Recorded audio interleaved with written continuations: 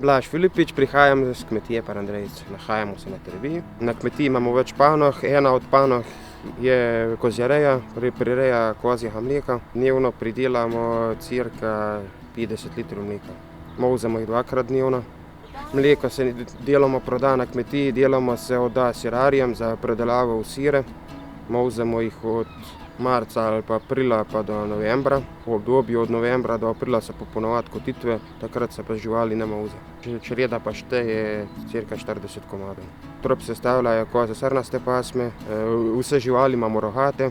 Trop je v kontroliranem tropu, v katerem se meri količina mleka, sorodstvo, oblika živali. Sem Janez Bogataj s kmetije Prškundar, ukvarjam se z ovčerejo. Običajno imam nekje 70 do 80 odraslih živali plus os podmladek. Trop je v kontroli porekla za jezersko-solčalsko pasmo. Ovce so za trženje mesa, to se pravi, da prodajam živa jagnjeta, največ v klavnico Škofja Loka. Kosim približno 6 hektarov površin, nekaj se jih popase, ostalo se pa pokosi. V bistvu dvakrat na leto, vsak let. Za košnjo je primeren čas, ko je trava dovolj zrela. Na leto kosim 4-krat, v razmaku od 3 do 6 tednov. Za dobro krmo je ključna dobra travna mešanica.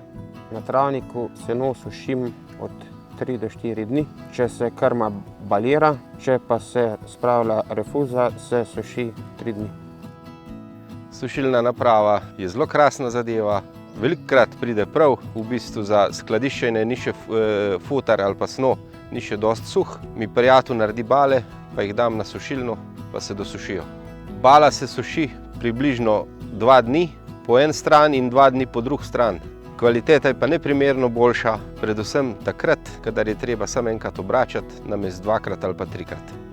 Razlog nakup mulčarja je zgolj čiščenje zaraščenih površin in čiščenje čredink po paši živali. Z mulčanim materialom se tla pohnojijo za naslednjo pašno sezono.